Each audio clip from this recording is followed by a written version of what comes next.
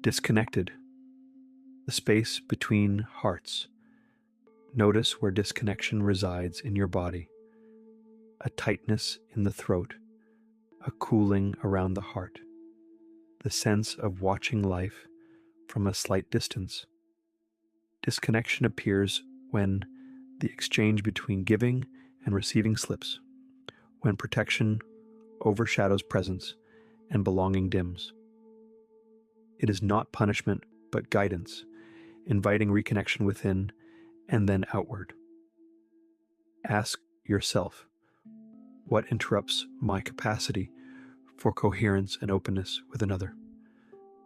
Which thoughts, fears, or once necessary boundaries now keep love away?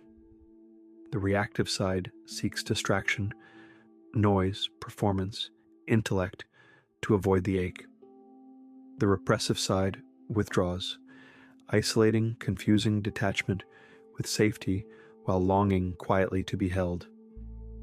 The dilemma lives in our agendas to hustle and outrun the neglected self, or to pause and listen for true inner union.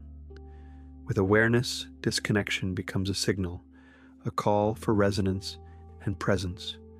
Reconnection begins by softening, listening, and allowing honesty to circulate both ways. Harmony arises not in words, but in still presence, meeting what is without demand. Disconnection is the shadow of dislocation. Transmuted, it becomes the gift of orientation. Orientation returns us to trust, where awareness and action dance together, each expanding the other. Synchronicity becomes guidance, drawing us gently back into alignment when we are receptive. This field creates quiet magnetic pull, unity through attunement, not control.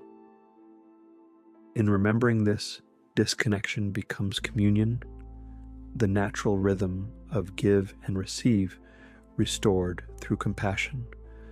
If this helped you flush out the blockages and resistance within you, share how and share with others that can benefit to the rejuvenation that awaits us from finding our flow again.